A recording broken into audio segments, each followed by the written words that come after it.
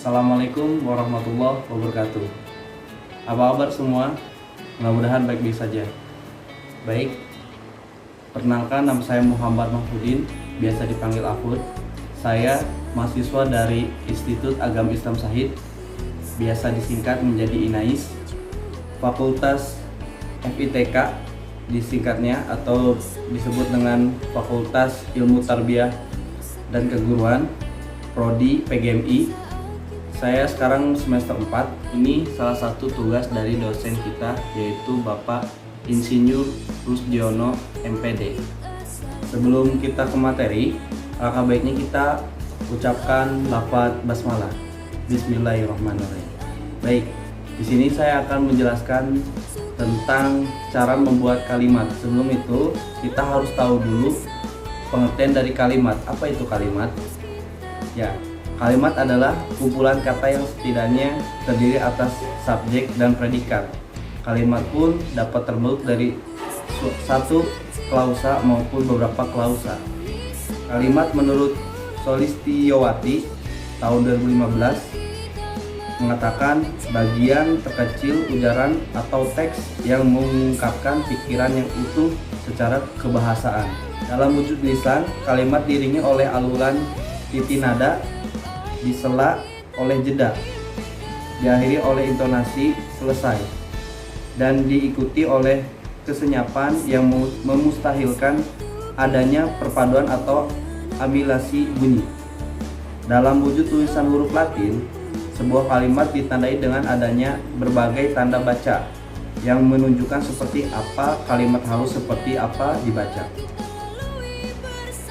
Menurut KBSI, Kamus Besar Bahasa Indonesia, kalimat dieja menjadi kalimat dan ada 3 bagian. Yang pertama, kesatuan ujar yang mengungkapkan suatu konsep, pikiran, dan perasaan. Yang kedua, perkataan atau linguistik. Dan yang ketiga, satuan bahasa yang secara relatif berdiri sendiri, mempunyai pola intonasi, final, dan secara aktual maupun potensial, terdiri atas klausa. Lalu ada ciri-ciri kalimat. Ada 4. Yang pertama, kalimat merupakan suatu kesatuan bahasa yang memiliki fonem dan morfem. Morfem adalah bunyi pada sebuah bahasa yang membedakan makna dalam sebuah kata.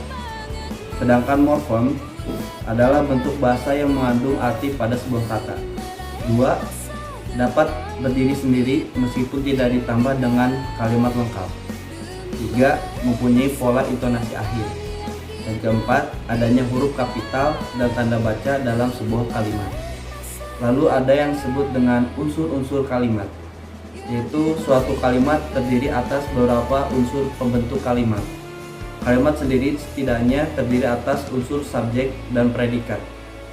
Nah, berikut adalah penjabaran mengenai unsur-unsur pembentukan kalimat.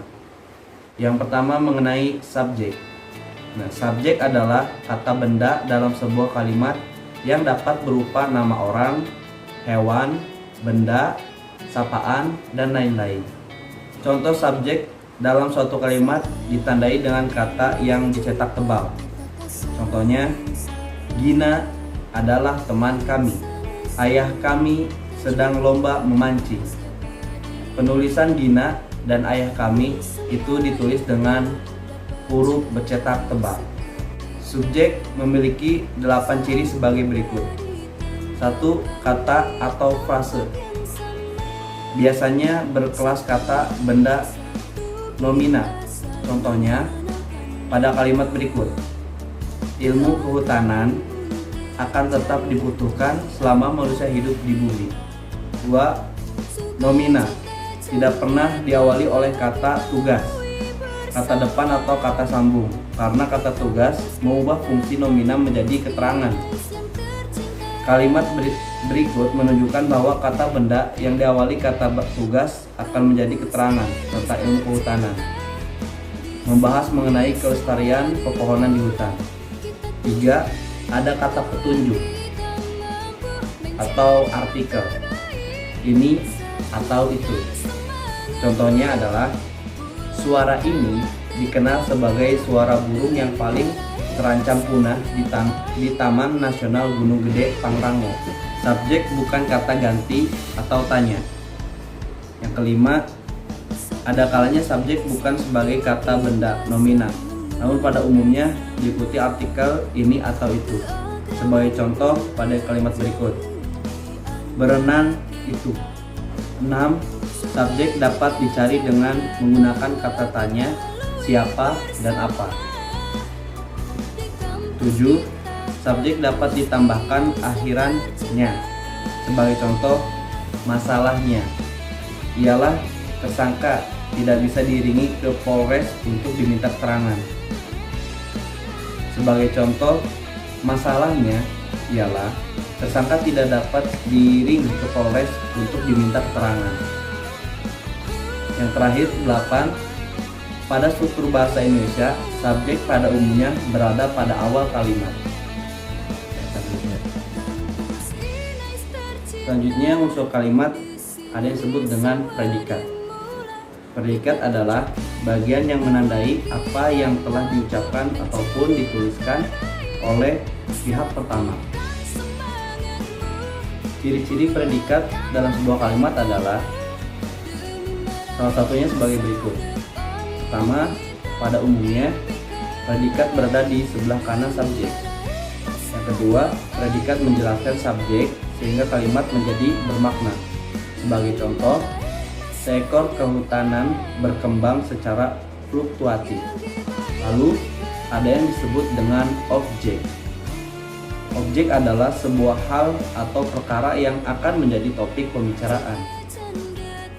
Fungsi objek adalah membentuk kalimat utama pada kalimat berpredikat transitif, memperjelas makna dalam sebuah kalimat, dan membentuk kesatuan atau kelengkapan pikiran dalam kalimat. Ciri-ciri objek salah satunya adalah objek berada di samping kanan predikat tanpa disisipi kata, kecuali pada kalimat pasif. Contoh kalimatnya adalah sebagai berikut: ITB mengadakan langkah-langkah pelestarian alam di sekitar kampus. Lalu ada yang disebut dengan pelengkap. Pelengkap adalah bagian frase verbal yang membuatnya menjadi predikat lengkap dalam sebuah klausa. Fungsi pelengkap adalah melengkapi kalimat lainnya seperti subjek, predikat, objek, dan lain-lain agar kalimat tersebut dapat berdiri sendiri. Selanjutnya ada yang disebut dengan keterangan. Keterangan adalah sebuah bagian kalimat yang memiliki tujuan untuk memperjelas kalimat. Untuk keterangan memiliki fungsi untuk menambah informasi pada kalimat yang akan disajikan sehingga komunikasi mudah dipahami. Tanpa unsur kalimat keterangan, informasi menjadi tidak jelas. Hal ini dapat ditemukan terutama dalam surat undangan, laporan penelitian, dan informasi yang terkait dengan tempat, waktu, sebab, dan lain-lain. Ciri-ciri unsur kalimat keterangan adalah: yang pertama, letaknya bisa berpindah-pindah. Misal, hari ini kami akan praktik lapangan ke hutan, menjadi kami akan praktik lapangan hari ini ke hutan. Yang kedua, keterangan dapat dihilangkan dalam sebuah kalimat. Lalu yang ketiga, biasanya kata atau kelompok kata didahului kata depan. Oke, demikian video yang bisa saya dapat sampaikan. Mudah-mudahan bisa bermanfaat untuk saya pribadi dan umumnya untuk teman-teman sekalian. Bila ada kata-kata yang salah, mohon maafkan karena kami masih proses belajar. Bila taufiq wal hidayah. Wassalamualaikum warahmatullahi wabarakatuh.